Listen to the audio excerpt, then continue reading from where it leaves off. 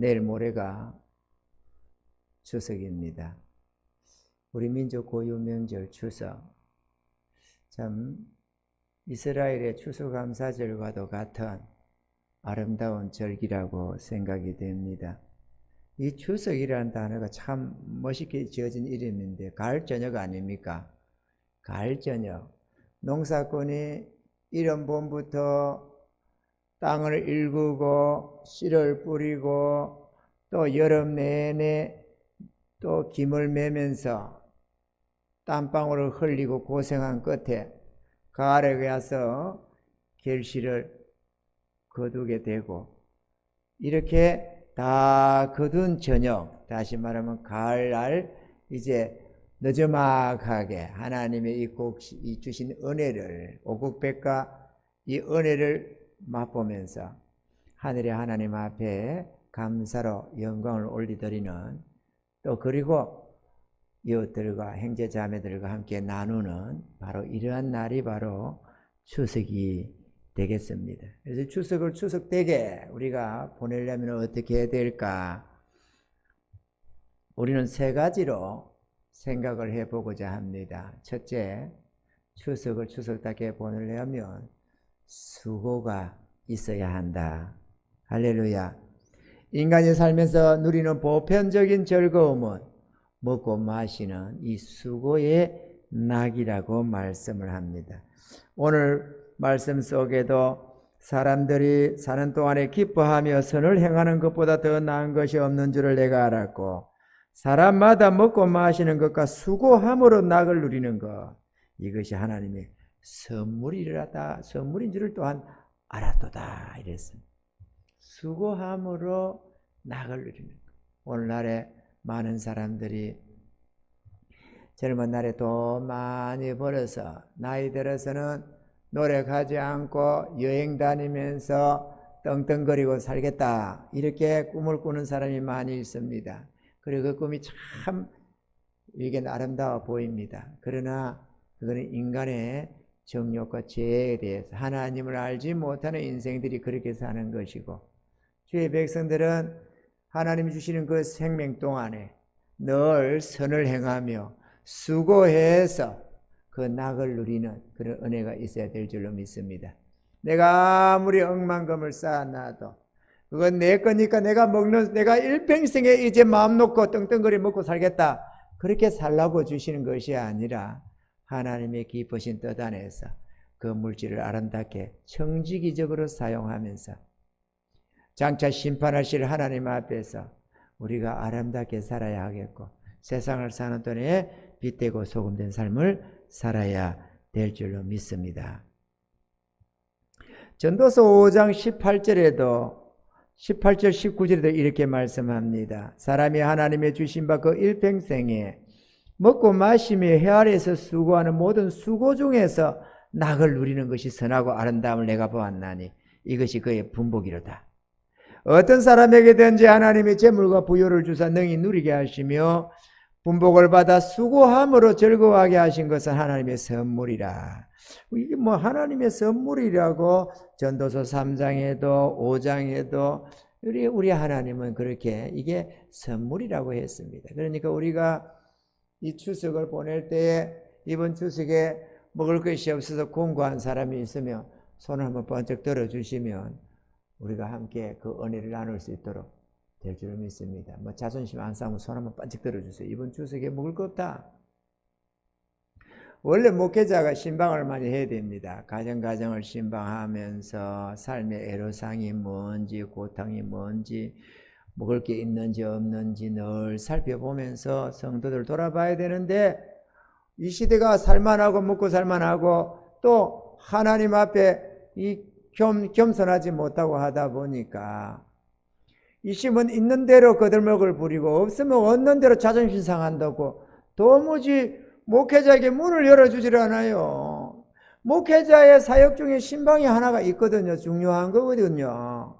가정들을 돌아보면서 그 삶을 살피고 그러면서 영적 상태를 체크해 가면서 항상 하나님의 뜻 가운데 세워가야 하는데 모든 것을 닫아버리고 비밀로 해버리는 겁니다. 그거 뭐 어떻게 사는지 알 수가 없어요.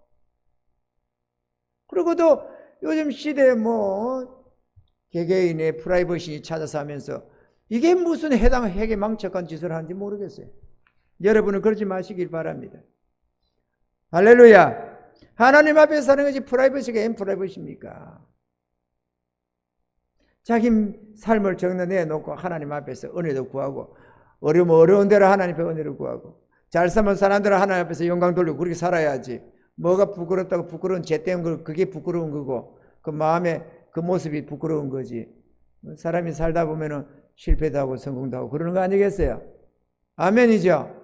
하나님 복 주시면 얼마든지 아름다워질 수가 있고, 또 실패를 통해서 우리 하나님 우리를 낮추시고 겸손하게 하고 하나님을 알게 하고, 그래서 하나님이 뒤에 나중에 부유함을 주실 때에 하나님 앞에 감사하게 하고, 또 어려운 이웃들의 그 고난도 맛보면서 함께 나눌 줄도 알고, 이 하나님의 과정 속에 다 있는 거거든요. 그래서 광야의 길도 걷게 하신 것 아니겠습니까? 하나님은 이 수고의 낙을 누리도록 해놨습니다. 그러니까 수고하지 않으면 이 추석의 즐거움 누릴 자격이 없는 것입니다. 내가 수고하지 않으면서 부모가 애써서 수고한 거 먹고 마시면서 띵까띵까 보내는 요즘에 젊은 사람들이 많이 있다고 합니다. 그리고 이걸 캥거루족이라고 그러더라고. 엄마 품에 이렇게 안겨서 이렇게 맨날 다니는 것처럼. 아니, 어릴 때 미성년일 때야 부모 설하에서 자라는 게 당연하겠지만, 부모의 보호 아래 사는 게 당연하지만, 나이가 들어서 20살에 18, 9살, 20살 넘어가면 스스로 수고해서 부모를 위하고 섬기고 살아야지. 30이 되고 40이 돼도 캥거루가 되어 살면 어떡합니까? 그런 이거는 아름다운 게 아니잖아요. 그거는 기생충처럼 살아서는 안 되지. 인간이 인간답게 살아야지. 왜 그렇게 살아? 근데 부모는 아버지나 어머니나 심지어는 어머니가 나가서 부업을 하고, 이런저런, 어려운 식당 가서, 이런 설거지하고 뭐하고, 온갖 청소하고, 이렇게 부모가 고생하면서 연세 드신 부모님이 하는데도 자식 놈들이 가나 멀쩡한 것들이 사지 멀쩡해가지고 게임이나 하고 앉았고 들어앉아서 말이야. 직장인 취직이 있니 없니 그딴 소리를 하고 있고. 그런 거는 주디를 쳐서 쫓아내버려야 된다고 생각합니다. 그러면 쳐서 쫓아내버리면 문 잠가버리고 비밀번호 바꿔버리고 다 해버려야지. 그걸 왜 키우고 있느냐고 그런 걸 하다가 짐승 같은 짓거리를 하겠고. 안 그래요? 사람이 사람답게 살아야지. 연로한 부모 내보낼 게 뭐 있어. 지가 나가서 일하고 노가다를 하든지 뭘 하든지 살아야지. 수고하면서 해야지. 왜 삔질거리고 놀아. 죽으라 공부시켰으면 열심히 살아서 뭐를 하든지 간에 해서 부모를 위할 줄 모르고. 그렇게 살면 안 된다 이거죠. 하나님이 그럼 먹지도 말라고 그래서 그런 거 딱 궁기가 쫓아내버려야 돼. 입혀가지고.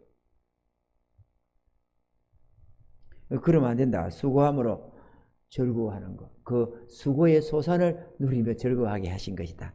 할렐루야. 그런데 말이죠. 빼빠지게 수고해도 안 되는 게 있습니다. 어떻게 안 되느냐? 하나님을 배척하고 우상 숭배하는 데는 절대로 복을 안 줍니다. 이 북한에서 탈북을 해가지고요. 예수를 믿는 분이 있는데, 예수를 믿는 목사님이 대신 목사 안 하겠다고 애를 썼는데, 결코 죽기 생겼을 때, 중국에 있고 할 때, 죽기 생기고 할 때, 하나님 내가 살려주시면 내가 주의 일을 하면서 내가 남은 생애를 주님 앞에 바치겠습니다. 이렇게 해가지고 했다가, 이 뒤에 어쩔 수 없이 하나님 손에 몰려서 목사님이 된 분이 있는데, 그분이 자기 이름을 김북한이라고 그래요. 북한에서 왔다가 아예 북한으로 북한 선교를 한다고 북한이라고 해가지고 저 노원구 쪽에서 서울에서 이렇게 사역을 하시는 분인데, 그분이 아니 왜 똑같은 대한민국 있던 나라인데 한반도인데 왜 땅강 잘라가지고 북한에는 저렇게 어렵고 고난하고 남한을 이렇게 잘 살까? 아니 내가 알고 보니까 하나님 알고 보니까 우리 하나님이 참 좋으신 분이고 은혜 베푸시기를 절개하시고 복 주시는 하나님인데 북한 땅에 어떻게 저렇게 해서 처참하게 고난의 행군때도 300만이 죽어나오고 지금도 저렇게 굶어 죽고 가느냐? 도무지 이해가 안 된다 이랬는데 말이죠. 뒤에 보니까 깨닫게 되더라고요. 성경에 보니까 다 기록되어 있더라는 기록이 성경에. 그래서 성경을 뒤에 보다 보니까 레위기서 26장 1절로 4절에 보면 이런 말씀이 있습니다. 너희는 자기를 위하여 우상을 만들지 말지니 조각한 것이나 주상을 세우지 말며 너희 땅에 조각한 석상을 세우고 그에게 경배하지 말라. 나는 너희의 하나님 여호와임이니라. 너희는 내 안식일을 지키며 내 성소를 경외하라. 나는 여호와임이니라. 너희가 내 규례와 계명을 준행하면 내가 너희에게 철을 따라 비를 주리니 땅은 그 산물을 내고 밭에 나무는 열매를 맺으리라. 이게 남한 땅이라는 거예요. 남한 땅이. 그런데 이거 똑같은 26장 14절로 15절 또 좀 띄어서 19절 20절에 보면 이렇게 기록이 되어 있습니다. 그러나 너희가 내게 청종하지 아니하여 이 모든 명령을 준행하지 아니하며 내 규례를 멸시하며 마음에 내 법도를 싫어하여 내 모든 계명을 준행하지 아니하며 내 언약을 배반할진대 내가 너희의 세력으로 말미암은 교만을 끊고 너희의 하늘을 철과 같게 하며 너희 땅을 녹과 같게 하리니 너희 수고가 헛될지라. 땅은 그 산물을 내지 아니하고 땅의 나무는 그 열매를 맺지 아니하리라. 이게 북한 땅이더라는 거죠. 이 신기한 게 있는데 말이죠. 이 김일성이가 북한을 처음에 저렇게 할 때에 그 당시에 우리가 남북한이 나누어질 때 북한이 훨씬 잘 살았다는 거예요. 남한보다. 전기도 그게 더 많았고 잘 사는 것이 그게 더 잘 살았고 그리고 신앙도 평양을 기점으로 해서 그거가 꽃을 피우고 있었습니다. 그런데 저 김일성이가 들어서서 공산주의화 시키면서 신앙을 압박하니까 예수 믿는 사람들이 전부 다 남쪽을 다 내려버렸습니다. 그리고 나머지는 잡혀 죽고 지하로 숨어들고 말았고 김일성이가 정권을 장악한 다음에 3년 안에 교회를 전체로 없애버렸다고 합니다. 그리고 우상화시켜 자기를 신격화시키기 시작한 거죠. 그래서 모든 것을 배급제로 해가지고 자기가 나눠주는 거예요. 국민에게 나눠주면서 다 주니까 자기에게 먹을 것을 주고 하는 거기다가 눈치를 봐서 거기에 복종하고 순종해서 나중에는 김일성이가 신격화까지 돼가지고 자기가 영생을 준다고 할 정도까지 됐다는 거죠. 그럼 모두는 하나님이 아니라 김일성이를 하나님처럼 모셨다는 것이죠. 그런데 문제는 이 김일성이가 신격화 되어가는 속도 이래 올라가는 이 신격화 되어가는 이것만큼 그 나라 경제가 내리 꺼지기 시작했는데 말이죠. 무엇보다도 농사가 전혀 안 되기 시작하는데 거꾸로 내리 쳐박는데 말이죠. 예를 들어서 이 논 한마지기 그런 게 있잖아요. 그 평이 있는데 우리는 평 이러는데 저쪽은 또 뭐라 하더라. 어쨌든 간에 그런데 예를 들어서 어떤 한 농토에 평균으로 생각할 때 쌀이 16가마니가 나와야 될 땅이라면 북한에는 3가마, 4가마도 안 논다는 거예요. 그 김일성이가 점점 치솟아 올라가 신격화 될수록 점점 내리 꺼지는데 아무리 노력을 해도 길이 없다는, 안 된다는 겁니다. 그래서 왜 그러나 이 봤더니만 여기 화면 안에 그 있나요? 한번 이 기상대가 우리 기상청에서 우리나라 기상청에서 보여주는 사례가 있는데요. 1970년대 여기 봐요. 70년대 80년 사이. 여러분 이거 내가 짝대기를 하나 들어야 되는데 없네. 지금 여기 어딘가 하면은 여기가 북한이에요. 여기가 남한이고 여기가 북한입니다. 여기가 이게 상관 이런 게 돼 있는데 여기가 남한이고 북한인데요. 1970년대 80년대로 가면서 여기 이 태풍 방향인데요. 남한으로만 통과하다 북한으로 올라간 적이 없다는 거예요. 70년에 80년 또 그 다음에 80년에서 90년 올라가질 않아요. 북한 땅에가 여기인데 요 지역이 북한 땅이 여기가 북한인데 태풍이 한 번도 간 적이 없어요. 20년 단위로. 그 다음에 또 90년에서 2000년 올라간 요 한 번 올라갔다 한 번 올라갔다. 이제 바람만 올라갔다. 바람만. 이 태풍이 무슨 태풍이더라. 어쨌든 바람만 올라가는 거. 우리나라 남한도 그 바람만 불어가지고 피해만 가득한. 그 다음에 2010년에서 2010년 사이 북한은 올라간 적이 없어. 태풍이 한 번도. 그리고 2010년에서 2020년 이건 아직 안 나가지고 통계 자료가 없어요. 그런데 북한에 바람이 한번 친 때가 있는데 그때가 언제냐? 김대중이와 김정일이가 이렇게 해서 평화 뭐 한다고 남북 화해한다고 난리를 지를 때 바로 그 해인데 그 해는 워낙에 북한이 농사가 안 되니까 온 국민이 달려들어서 땅을 깊이 파가지고 위에는 산성토가 돼가지고 이제 못 쓴다고 밑에 땅을 끄잡아 올린다고 내리 파가지고 뒤집어 엎었다 합니다. 그러다가 김대중이가 북한 저거하고 연계 평화한다고 쌀을 어마어마하게 올려보내고 비료를 어마어마하게 올려보냈다는 거예요. 그렇게 땅을 죄다 갈아서 엎어가지고 다른 때는 위에만 싹싹 갈아서 했는데 이번에는 막 깊이 파가지고 막 운동을 해가지고 땅 파기 운동, 갈아 엎기 운동을 해가지고 막 완전히 땅을 다 엎었다는 거예요. 갈아 엎었다는 거예요. 그러다가 비료를 뿌리고 그랬는데 그 해 태풍이 올라왔다는 거예요. 딱 한 번 올라와가지고 그래가지고 비가 와서 쏟아버렸는데 아까운 비료 다 날아간다, 다 쏠려간다 했는데 비료가 쏠려간 게 문제가 아니고 갈아 엎은 땅을 싹 실어가 버렸다는 거예요. 비료는 말할 것도 없고 그 딱 한 번 비가 왔대요. 태풍이 왔대요.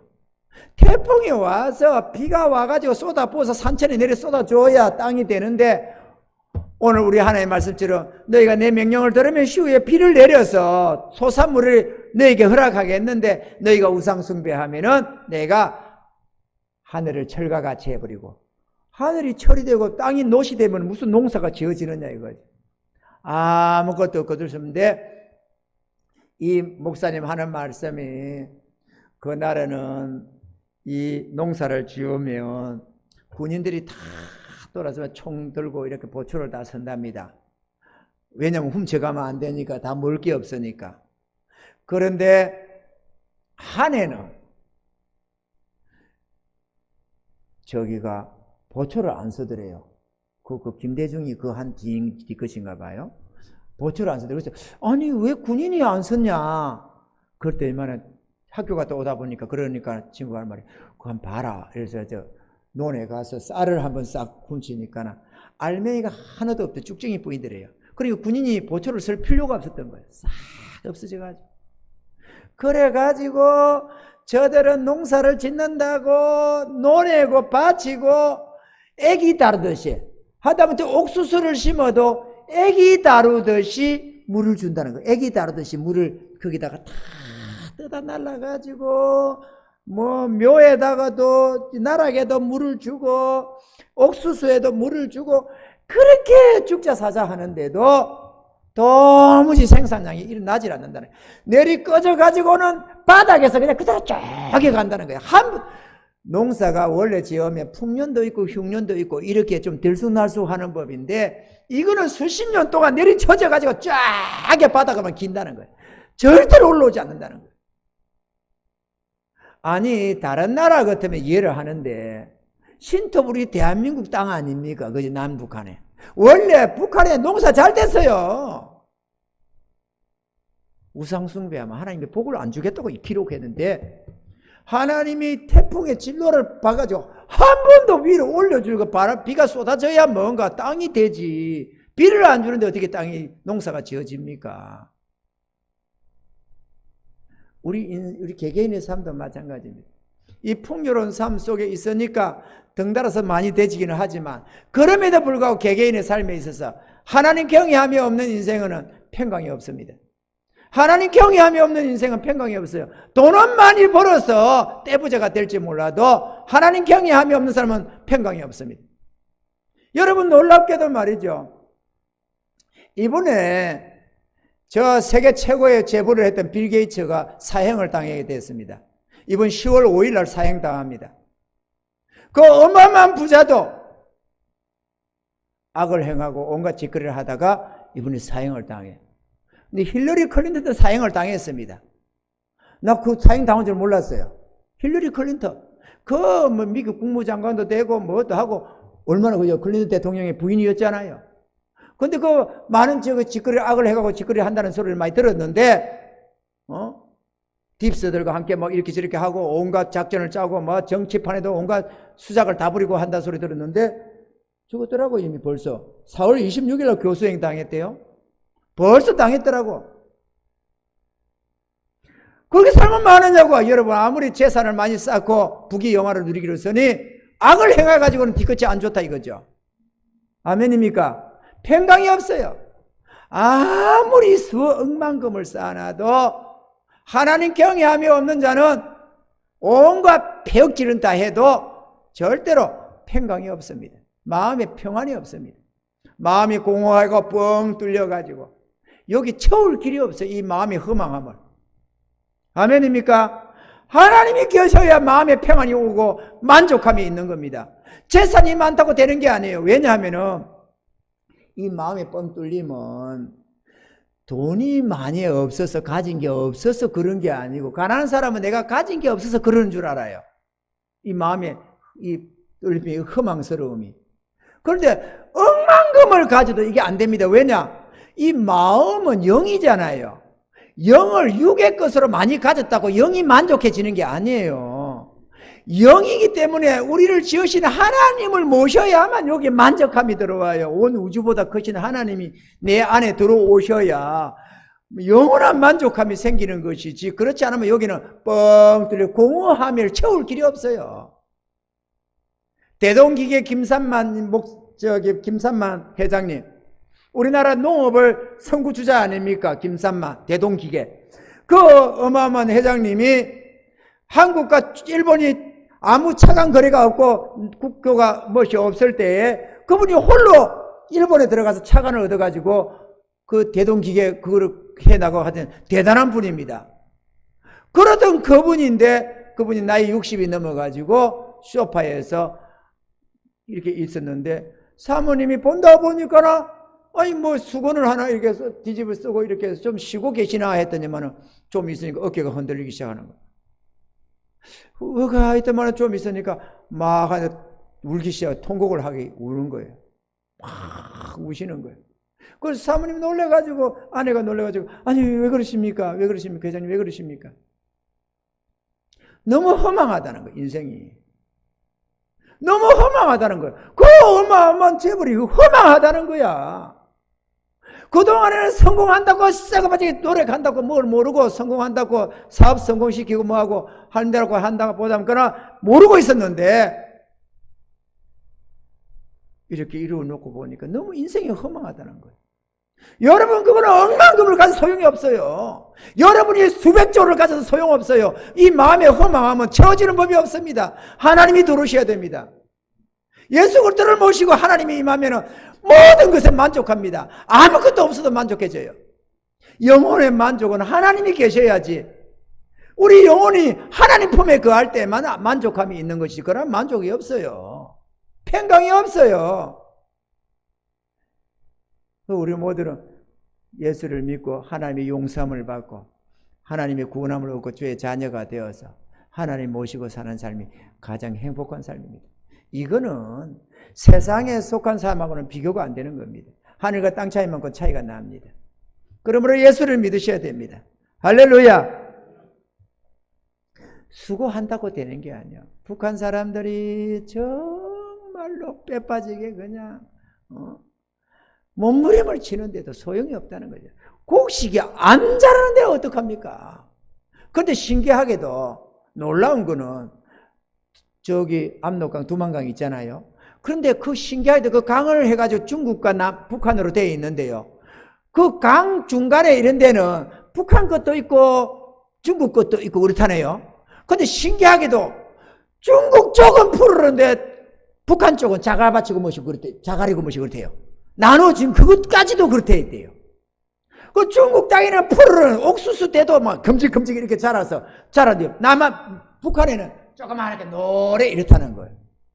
그 강이 뭐라고 저쪽에도 풍작이고 삼팔선 남한도 푸르른데 북한 땅만 완전히 그냥 그렇게 엉망진창이라는 거예요. 여러분, 이게 이해가 돼요? 지금 중국도 몇 년 사이에 시진핑이가 교회 다 없애버렸습니다. 그리고 예수 믿는 사람 다 잡아 죽이고 난리가 났습니다. 그리고 애국 선교사를 다 쫓아보내버렸습니다. 저도 그때 한번 들어가다가 가끔 죽을 뻔 했잖아요. 안 들어가가지고 하나님이 들어가려고 했는데 멈춰라 하는 바람에 내가 멈춰가지고 여건 다 주고 표 끊게 했는데 내가 하나님이 멈추라 해가지고 내가 안 가가지고 내가 살았지. 그래서 나도 한번 잡혀가지고 난리나 공안에 잡혀가지고 난리 났을 텐데 말이지. 그래 나니까 하나님께서 북한을 때려가지고 지금 북한이 막 경제가 내리치는데 지금 난리가 났어요. 지금 세계 10대 그룹에 해당되는 그 건설 대그룹이 있는데 그 부도나게 됐어. 지금 그 부도나고 하면은 난리 날 겁니다. 지금 중국의 저 부동산 그룹이 얼마나 대단한데 저 어마어마한 그룹인데 그게 무너져요. 끝장이 나서 지금 난리가 났습니다. 그러면 우리 남한 땅에도 지금 연락이 올 거예요. 곧 저 터지면은 그 도미노처럼 여기도 올 거예요. 부동산의 문제가. 여러분, 하나님을 대적해가지고는 잘 되는 나라가 없어요. 하나님을 대적. 지금 중국에서 어느 그 학자가 하나님이 있어야 잘 된다. 하나님이 복 주신다. 하나님이 없는 나라는 안 된다. 이래가지고 지금 문제가 일어나가지고 중국 땅에서 그래갖고 되겠냐고. 죽기 생겼을 것 같아요. 그런 데서 그런 사람은 안 되거든요. 그런데 나라가 망해가니까 교회를 대적하고 이렇게 해가지고 안 된다.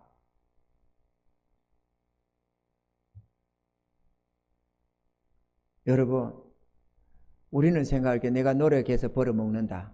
내가 농사지어서 벌어먹는다. 내가 수고해서 잘 먹고 잘 산다. 그러지만 어림도 없는 소리 하지 마세요. 하나님이 복 줘서 그런 겁니다. 이 남한 땅에 그 행편없던 그 굶주리던 세계인데 예수를 믿으면서 이 남한 땅에 이승만 대통령이 이 기독교 국가처럼 이렇게 재헌국가를 만들어가지고 국회를 만들고 해가지고 저런 군부대마다 다 병원도 원목실 두고 군부대도 군목을 두고 이렇게 철저히 기독교처럼 말이야 미국에서 배워와가지고 하나님 그 감방 안에서 하나님을 예수를 믿게 되고 내가 장차 반드시 우리나라를 이렇게 하나님 섬기는 나라로 만들 거다 이렇게 했는데 겨우 2%밖에 안 되는 국민의 2%도 안 되는 예수 믿는 나라에 기독교 국가처럼 만들었다는 거 아닙니까? 이승만 대통령이. 그래가지고 하니까 하나님이 이따가 복을 쏟아봐가지고 세계가 깜짝 놀라는 전무후무한 부강을 한 나라가 된 거 아니겠어요? 하나님이 자기 자녀들을 복 주려고 쏟아부어 주니까 안 믿는 자들까지도 덩달아서 복 받아가지고. 아멘이죠? 이번 참에 명절 때에 좋은 거 많이 먹으세요. 좋은 과일도 많이 먹고. 옛날에 우리 어머니가 보면요. 장사를 해도 뭔가 내 밭에서 난 것도 좋은 거는 팔고 안 좋은 것만 먹더라고. 아버지가 옛날에 바다 가서 고기를 잡아도 좋은 거는 다 팔고 안 좋은 것만 먹어. 맨날 안 좋은 거. 과일을 사도 어려우니까 안 좋은 거를 사와. 우리 집 사람을 만났는데 이 사람은요. 하나를 먹어도 좋은 거를 먹겠다네. 처음에는 이게 상당히 이게 사상적으로 이게 상당히 어려웠어요. 이게 받아들이는 게 현실적으로. 우리는 안 좋은 거 참 개수 많고 하는 걸 사다가 이렇게 해서 먹었는데 이 사람은 한 개를 먹어도 좋은 걸 먹었는데 예수를 믿고 나니까 좋은 거를 먹게 되는 거예요. 그리고 가만 생각하니까 하나님이 자기 자녀들이 잘 먹이려고 좋은 거 안 주었겠어요? 그런데 자기 자녀들이 안 좋은 것만 먹고 있으면 되겠어요? 안 믿는 사람은 좋은 거 먹고 제사 지내는 사람 좋은 거 상에 올리고 주의 자녀들은 안 좋은 거 먹으면 좋겠어요. 하나님 기분이 영 안 좋지.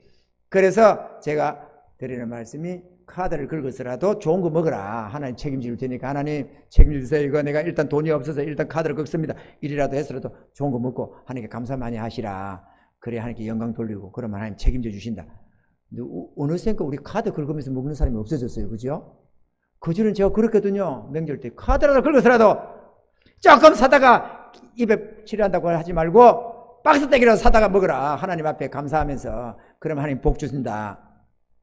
그리고 책임 안 지게 되면 목사님이 그러라 했다고 하고 긁어라. 그랬는데 요즘은 그렇게 긁는 사람이 없어진 것 같아요. 우리 교회 아무도. 하나님 복을 많이 주셨나 봐요. 하나님 복 주셔야 복 받습니다. 수고한다고 누리는 게 아니에요. 하나님이 복을 주셔야만 복을 누리는 겁니다. 수고해서 두 번째로 우리가 추석을 추석하게 보내려면 나눔이 있어야 됩니다. 나누지 않는 것은 정말로 빈약한 삶이 되어버립니다. 이 신명기 이 14장 29절에 보면 이 성경의 신구약으로요, 이 나눔을 얼마나 하나님이 많이 강조하는지 모릅니다. 그런데 몇 가지만 떠보면은 이렇게 되어 있습니다. 14장 29절에 너희 중에 분깃이나 기업이 없는 레위인과 내 성중에 거류하는 객과 및 과와 가부들이 와서 먹고 배부르게 하라. 그리하면 내 하나님 여호와께서 내 손으로 하는 범사에 내게 복을 주시리라. 이 레위인은 누구냐? 오늘날 같은 목사, 전도사 뭐 이런 사람들, 자기 기업이 없어. 그거 주는 것으로 먹을 수밖에 없어. 다른 기업이 없어요. 그 레위인들, 이 기업이 없는 자들, 또 객이 뭐 이게 이런저런 객들이 무슨 제대로 사는 사람이 없잖아요. 거류민들, 또 고아와 가부, 돌볼자는 요즘에야 가부들도 잘 먹고 돈 많은 가부들이 많지만 옛날에는 그렇지가 않아요. 남편이 없는 가부들 돌아볼 자가 무엇이고, 옛날 농경사회에 뭐 가부들이 멀어가지고 하겠어요. 그러니까 고아들도 돌볼 부모가 없지, 가부도 기댈 남편이 없지, 얼마나 어렵겠느냐 이거죠. 그들을 잊지 말아라. 네가 수고한 것으로 그들과 함께 나누며 나 여호와가 너에게 복을 주겠다는 겁니다. 신명기 16장 14절 15절에는 이렇게 기록합니다. 절기를 지킬 때에 너와 내 자녀와 노비와 내 성중에 거주하는 레위인과 객과 고아와 가부가 함께 즐거워하되 내 하나님 여호와께서 택하신 곳에서 너는 이래 동안 내 하나님 여호와 앞에서 절기를 지키고 내 하나님 여호와께서 내 모든 소출과 내 손으로 행한 모든 일에 복 주실 것이니 너는 온전히 즐거워할지니라. 그들과 함께 나누라. 이 신약에 와서 또 마찬가지입니다. 신약 성경에 보면 갈라디아서 6장 9절에 우리가 선을 행하되 낙심하지 말지니 포기하지 않으면 때가 이르면 거두리라. 선을 행하면 반드시 거두게 해주신다. 디모데전서 6장 18절에는 선을 행하되 선한 사업을 많이 하고 나누어 주기를 좋아하며 너그러운 자가 되게 하라. 나누어주기, 선한 사업을 많이 하고 나누어 주는 자가 되라. 히브리서 13장 16절에는 오직 선을 행함과 서로 나누어 주기를 잊지 말라. 하나님이 이 같은 제사를 기뻐하시느니라. 하나님이 이것을 제사같이 여긴답니다. 어려운 사람들을 돌아보는 거 하나님이 기뻐하신다는 거죠.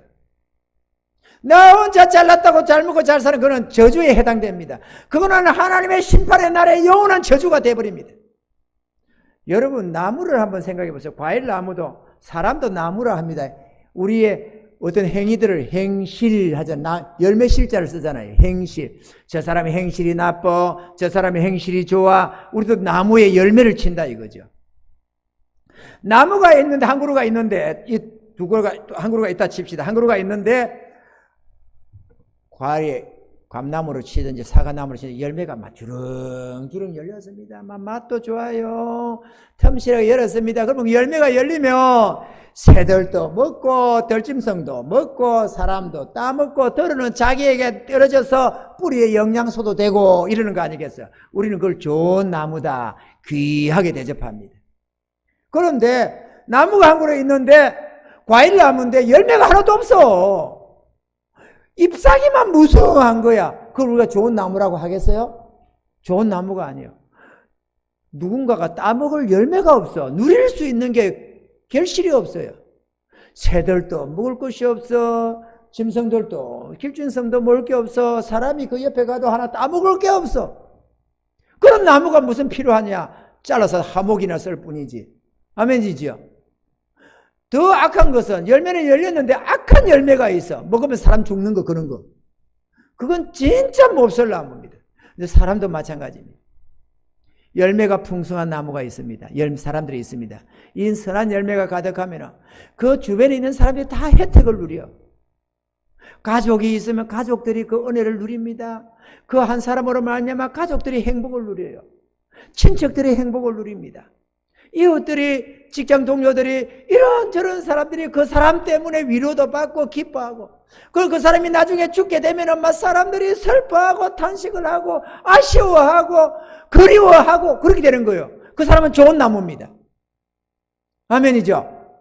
그런데 어떤 사람은 살아서도 아이고 저 인간 귀신도 안 잡아가나 이런 사람이 있어. 열매가 없어요. 그런 사람이 있으면 가족들이 괴로움을 당해. 있으나 많아야 사람이 열매가 없어요. 그런 사람 많이 있죠? 우리가 주변에 보면 많이 있어요. 있든 어떤 소용이 없는 사람, 오히려 있으면 가족들한테 도리어 해가 되는 사람이 있어요. 열매가 없어. 그러니까 그런 남자가 남편이 있으면 아내가 괴로움을 당해. 그런 아내가 있으면 남편이 괴로움을 당해. 그런 형제가 있으면 형제가 괴로움을 당하고 그런 자식이 있으면 부모가 괴로움을 당해요. 그게 무슨 나무냐고. 그런 못된 나무가. 하나님 이런 못된 나무가 되지 말라는 겁니다. 예수를 믿어서 은혜를 입어서 좋은 나무가 되라. 좋은 나무가. 비록 뿌리는 나쁘지만 예수 그리스도께 접붙임이 되어서 좋은 열매가 맺어라. 좋은 열매를. 그래서 너의 주변에 있는 사람들에게 은혜를 끼쳐라. 그래야 하나님께서 영광을 받으시고 너희도 장차 이 땅에서도 복을 받고 영원히 하늘나라에서 복을 받는다는 겁니다. 할렐루야. 열매를 맺으면 되면 나눠야 됩니다. 내가 노력해서 번 거라고 악착같이 붙잡고 있으면 아무 소용이 없어요. 우리는 이렇게 생각합니다. 많은 세상 사람들은 돈 벌어서 모아가지고 저축을 하고 해가지고 또 얼마 모으면 집도 하나 사고 아파트도 하나 더 사고 상가도 또 사고 뭐 또 하고 이래가지고 계속 사업을 늘리고 해가지고 뭐 1년 벌어서 예를 들어서 1억을 저축을 했습니다. 1억을 악착같이 열심히 능력 있는 자죠. 그죠? 1억을. 그래가지고 죽으라고 벌어갖고 5년 10년을 벌고 10억을 저축을 해가지고 막 상가도 하나 사고 아파트도 사고 또 열심히 벌어가 또 돈을 늘어가 해가지고 또 이거 늘리고 저거 늘리고 이래가지고 10년에 10억, 20년에 20억, 30년에 30억, 50년에 50억, 100억 이렇게 100억, 200억 늘렸어. 그리고 어느 날 죽어. 써먹지도 못해요. 아니 그렇게 수고를 해가지고 30년, 50년 벌어서 100억, 200억을 벌었으면은 그 자기한테 뭔 소용이 있어요? 그거 써먹지도 못하고 죽어버리면 집만 사놓고 내 재산이라고 떡 해놓고 죽어버렸어. 아무 소용없어요 그거. 아니 1조를 벌었으면 무슨 소용이 있냐 그거. 안 그래요? 저 강남에 20층 30층 앞 빌딩이 몇 개가 있으면 뭐 하느냐고 그거. 아무 소용없어요. 자기한테 아무 유익이 없어. 기분만 누리고 기분만. 나 이런 재산 가지고 있다 이렇게 거들먹만 부리고 악한 짓만 다 하고 가는 거야. 자기 가족한테도 은혜가 안 돼. 그나마 가족들한테 쓰는 거라 좀 쓰게 하고 각시들 자식들한테 좀 쓰게 하면 다행인데 어떤 사람은 노래이가 돼가지고 자기도 못 쓰고 가족도 안 줘. 어떤 사람이 8천억을 가지고 있는데요 칼국수만 먹는데요. 칼국수만. 그러고 아니 회장님 8천억이나 있는데 칼국수가 뭡니까? 모르는 소리 하지 마라. 저 삼성그룹에 저 돈 얼마인 줄 알아? 이것 가지고 많다고 하면 안 돼 이러면서 칼국수만 먹는데요. 그 빌어먹는 거야 그거. 8천억이라도 빌어먹는 거지야. 안 그래요? 소용없어요. 베풀면 나누는 게 복입니다 여러분. 그 다음에 감사해야 됩니다. 하늘의 하나님께 감사해야 됩니다. 하나님이 본질적으로 우리의 건강 안 주면 건강이 없어요. 아무리 내가 나를 믿어라 하나님 믿지 말고 나를 믿어라 하다가도 어디 조금만 건드리 놓으면 죽는다고 떼굴구들 구부린 게 인간 아닙니까? 아이고 하나님 하나님이 건강 주셔서 우리가 누리는 겁니다. 아멘이죠? 또 우리 하나님 우리에게 돈 벌 수 있는 재능을 주셔서 돈 버는 거예요. 내가 잘난 게 아니에요. IQ가 좋아도 하나님이 주신 재능이고 이런저런 재능을 주신 것도 하나님이 주신 것이지 내가 스스로 만든 게 어디 있어요? 하나님이 다 베푸는 것이 은혜지. 아멘이죠? 성경에 보게 돈 벌 재능을 주셔서 벌게 했더라. 성경에 기록하고 있어요. 하나님 주셔서 내가 벌었으면은 그걸 당연히 하늘의 하나님께 감사해야 되고 또 형제 자매들 이웃들에게도 베풀고 나누어야지. 그건 내 거라고 내 가족만 생각하고 내 것만 생각하면 어떻게 되느냐 이거죠. 이 땅에 얼마나 가난한 자가 많은데 자식이 많으면은 누가 첫째가 잘 살면 둘째, 셋째, 넷째 잘못 살고 하면은 그거 같이 나누어서 함께 기뻐하며 형제들끼리 이렇게 아손도서 살면은 사랑을 베풀고 나누고 살면은 부모가 얼마나 마음이 좋아요. 그런데 잘 사는 놈이 못 사는 동생들, 형들, 형제들 안 돌아보고 지 혼자 잘난 척하고 살면은 부모 마음이 얼마나 안 좋아요. 마찬가지로 하나님이 만민을 지으셨는데 이 나라는 이렇게 가난하고 저 나라는 저렇게 어렵고 이 사람은 이렇게 잘 살고 저 사람은 저렇게 못 살면 함께 좀 나누기를 원하지. 혼자 잘난 척하고 음식 썩어가면서 내던지 버리면서 그렇게 하면 하나님이 그 기뻐하시겠느냐 이거죠. 이 땅에 가난한 자 너무 많습니다. 가난한 자 너무 많아요. 좋은 거 먹는다고 잘난 척하지 마세요, 여러분. 가난한 자 너무 많습니다. 좀 베풀고 나눠야 되잖아요. 내가 하나님의 은혜를 입었으면 좀 베풀고 나눠야지. 내가 건강을 얻었으면 어려운 자들 좀 돌아봐야지. 내가 잘났으면 어려운 사람 좀 돌아봐야지. 텔레비 한번 봐봐요. 얼마나 도와달라고 하는 요청이 얼마나 많은지. 어려운 사람들, 어려운 나라들. 난민들도 그렇지요. 난민이 되고 싶어 난민 됩니까? 난민 돼서 어려워서 고통 속에 살아가는 사람들이 얼마나 많은지 몰라요. 고아들이 얼마나 많고 어려워서 뭐 원사회다 뭐 세계 무슨 기금 뭐 어려운 구제단체며 뭐며 얼마나 많은 사람들이 좀 도와달라고 손을 내밀는지 모릅니다. 3만 원만 해주라, 만 원만 해주라. 그런 것만 있습니까? 이 땅에 좀 귀를 좀 기울이고 하나님 내게 많은 은혜를 주셨는데요. 나는 먹고 살만합니다. 좀 부족할지라도 좀 나누며 살 수 있도록 내가 어디로 할까요? 좀 정직이적으로 좀 하나님께 한번 물어봐봐요. 베풀 때가 얼마나 많은지. 베풀고 나누면 얼마나 마음에 부유함이 있는데 하나님이 얼마나 복 주시는데 좀 나눠야지. 감사하며 나누십시다. 그리고 여러분 어려우면은 더 하세요. 어려울수록 11조 더 철저히 하시고 어려울수록 베풀고 나누는 데 힘쓰세요. 그 많은 거 아니어도 괜찮습니다. 남은 1,000원, 2,000원짜리라도 베풀 수 있으면 베푸세요. 콩나물 하나 더 베풀면 베풀어야 됩니다. 베풀어야 하나님이 복을 줍니다. 한번 생각해 봐봐요. 농사꾼이 있는데 우리가 농사꾼이라 칩시다.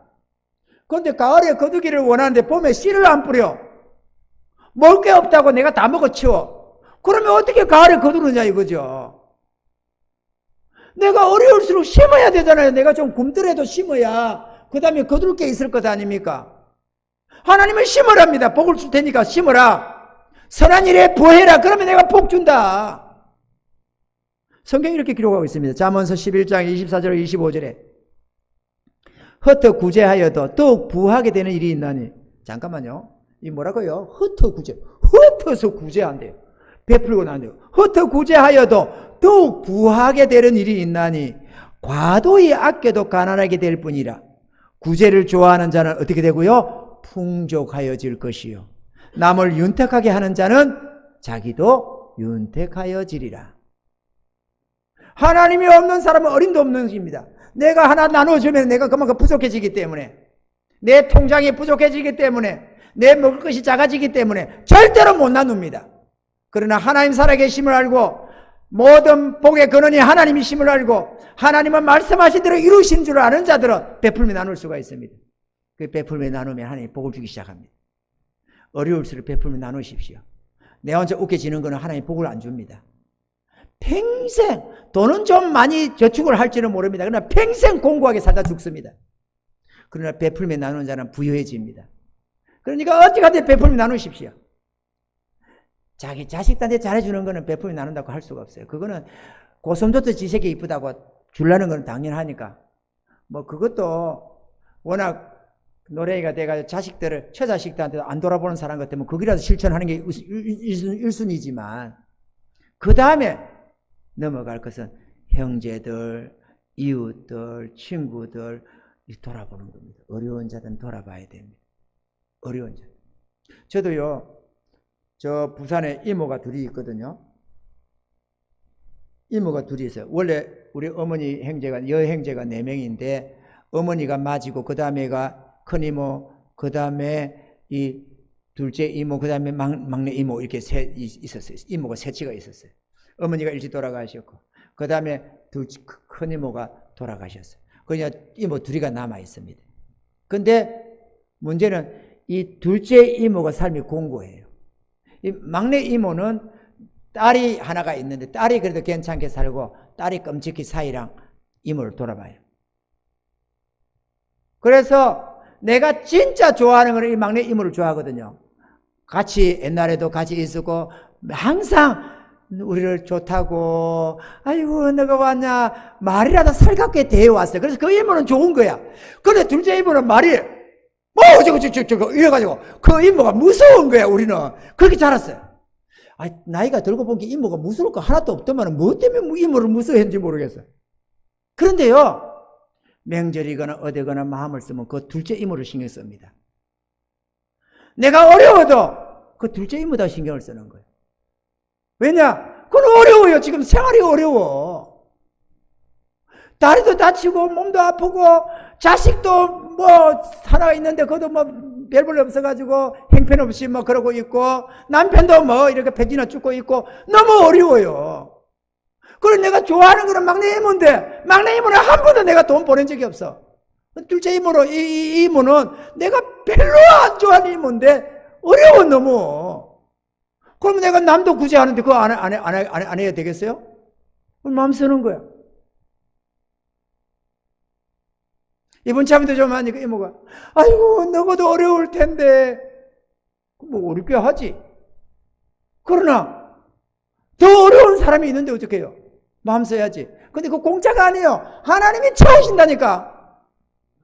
하나님이 베풀어줘요. 하나님이 책임져요. 하나님이 죽은 분이 아니에요. 살아계세요. 눈 벅 뜨고 쳐다보고 계신다니까. 베푸는 그들에게 복을 줍니다. 그 베풀며 나눌 줄 알아야 됩니다. 그래야 점점 부요함으로 나아갑니다. 공고한 사람들 예수 믿어서 죄 사함 받고 하나님의 이 부요함을 맛보면서 하늘의 하나님을 의지해서 베풀며 나누기 시작하면 하나님이 그에게 복을 주기 시작하는데 덜벅날벅 범사가 잘 되게 합니다. 할렐루야. 하나님이 없는 사람은 꿈도 못 꿉니다. 내가 잘 먹고 잘 사는 그거를 영광으로 생각해서 어깨에 힘주고 가난한 자 도리어 멸시하고 그러지만 하나님을 경외하는 자는 잘 살수록 어려운 자를 돌아보면서 눈물 흘리고 슬퍼하고 탄식하며 베풀며 나누며 살아가는 것입니다. 어떻게 복을 안 주겠어요? 하나님이 살아계신데. 할렐루야. 이런 은혜가 있기를 바랍니다. 늘 베풀며 나누면서 하나님 복받는 자가 되시고 또 그렇게 할 때 감사가 넘치고 또 그렇게 하니까 하나님이 더 복을 주시고 그래서 점점 잘 될 수밖에 없어요. 그리고 그 자식들이 잘 된다고 성경은 기록합니다. 부모가 쌓아놓은 이 덕을 하나님이 기뻐하시고 자손 만대의 복을 내려주시는데 그 자녀들이 유리글씨하는 자가 없대요. 부모가 그렇게 은혜 속에 살면 자식이 안 될 수가 없다. 원래 부자 3대를 못 간다는데 경주 최부자는 300 몇십 년을 부자로 살았어요. 왜냐? 그는 하나님을 몰랐지만 베풀이다가 전심전력했어요. 사방 백리 안에 굶굶어 죽는 자가 없게 했어요. 그렇게 선조가 십계명을 줘가지고 그렇게 했더니만 지시해서 자식들이 그렇게 따랐더니만 예수도 안 믿어도 300 몇십 년 동안 부자로 살았어요. 나라가 뒤집어 엎어지고 온갖 난리통이 났는데 그 가문은 살아남았어요. 베풀며 나눌 때는 하나님이 도우십니다. 할렐루야. 베풀며 나눈 자는 설령 예수를 안 믿어도 하나님이 복을 줍니다. 베풀며 나눌 줄 알아야 됩니다. 그래야 추석이 추석다워집니다. 아멘이죠. 어렵더라도 나 쓸 것 없는데 그거 하나님 모릅니까? 그러지만은 좀 더 어려운 자에게 조금이라도 나눠주고 그 속에서 함께 기뻐하면 내가 베풀 수 있어서 감사하고 누군가에 조금 힘이 되어서 감사하고 그게 내 열매 아닙니까? 내 열매. 그래서 하나님께 감사 영광 돌리면 하나님께서 영광을 받으시고 복을 내려주시는 것입니다. 할렐루야. 지금 여러분이 공고하다. 만약에 그렇다면 여러분은 그동안에 베풀지 않아서 그럴 수도 있습니다. 그동안에 주님 제대로 의지하지 못하고 하나님 앞에 우상숭배하면서 잘못 살았을 수도 있습니다. 그러면 공고할 수밖에 없어요. 설령 수십억 수백억을 가졌을지라도 하나님 없는 우상숭배자는 공고할 수밖에 없습니다. 이런 삶이 되지 마시고 정말로 부유함, 마음껏 베풀면서도 내 삶의 부유함이 따라오는 이런 평안함을 맛보시기를 바라고 그래서 하나님 살아계심을 맛보면서 감사하며 찬양하며 살아가시는 은혜가 있기를 바랍니다. 추석이다 보니까 차례 음식이 있을 수가 있는데요. 안 믿는 자들 앞에서 마차를 피하는 게 좋다. 며느리들 특히나 믿는 며느리들이 안 믿는 시부모님이나 어디나 하다 보면 차례 음식 때문에 그런 게 있잖아요. 마찰은 피해라. 또 봉사를 할 때는 기쁜 마음으로 해라. 아, 이거 우상숭배인데 그거는 내 우상숭배 아니니까 기쁜 마음으로 도리를 다하라. 또 제사 음식에는 너무 마음 두지 말아라. 이거 제사 음식인데 저는 제사 음식도 먹을 때는 먹습니다. 하나님이 주신 건데 씹어서.